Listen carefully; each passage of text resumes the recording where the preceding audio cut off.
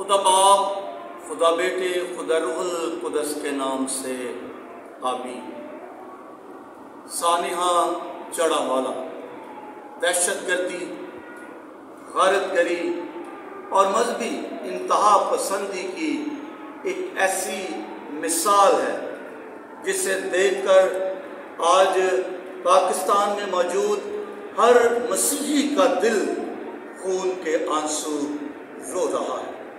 آج ہر مسیحی ارباب اختیار سے، اسٹیٹ سے، حکومت سے بس یہی سوال کر رہا ہے کہ ہمیں کب انصاف ملے گا اور یہ مذہبی انتہا پسندی اور دہشت گردی کا خاتمہ کب ہوگا۔ آج ہندوستان اور پاکستان کا کوئی شہر اس دہشت گردی سے، غارت گری سے اور وحشت سے محفوظ نہیں۔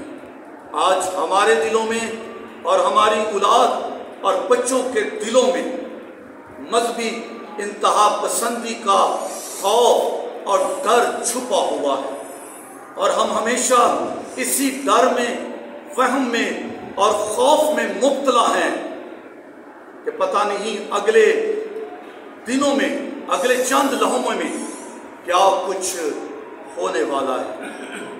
مگر ہمیں خداوند کے کلام میں سے اس بات کی بڑی تسلی ملتی ہے، کوئی نیا یا انوکھا واقعہ نہیں ہے، کوئی نئی بات نہیں ہے۔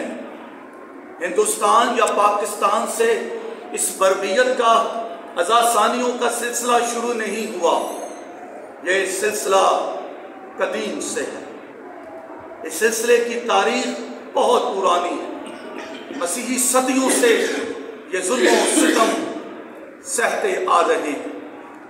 آئیں خداوند کا بندہ مقدس پطرس رسول بھی اپنی کلیسیا کو ایسی ہی دلیری، مصیبتوں کا، آزمائشوں کا، مصیبتوں کا اور دکھوں کے پہاڑ ٹوٹ پڑے۔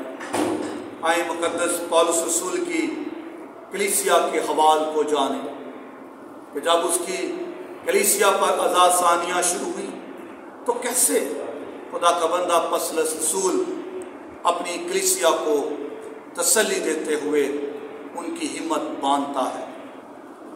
پطرس رسول کا پہلا خط، 4 باب اور اس کی 12ویں آیت سے۔ اے پیارو، جو مصیبت کی آگ تمہاری آزمائش کے لیے تم میں بھڑکی ہے، یہ سمجھ کر اس سے تعجب نہ کرو کہ یہ ایک انوکھی بات ہم پر واقع ہوئی ہے، بلکہ مسیح کے دکھوں میں جوں شریک ہو، خوشی کرو، تاکہ اس کے جلال کے ظہور کے وقت بھی نہایت خوش و خرم ہو۔ اگر مسیح کے نام کے سبب سے تمہیں ملامت کی جاتی ہے تو تم مبارک ہو، کیونکہ جلال کا روح یعنی خدا کا روح تم پر سایہ کرتا ہے۔ یہ ایک بڑی مبارک حالی ہے۔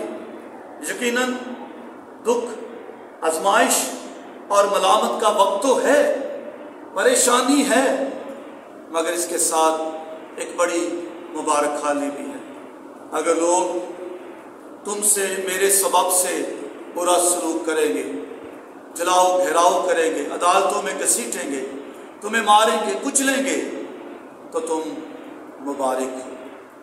آئیں ہم اپنے ان تمام بھائیوں اور بہنوں کے لیے بھی ایسے ہی صبر کی، تسلی کی اور دلیری کی دعا کریں کہ خداوند نے اس بڑی آزمائش کے وسیلے سے انہیں اپنے مبارک لوگوں میں شامل کیا ہے، اور ان تمام لوگوں کے لیے بھی جو ملک میں آباد ہیں۔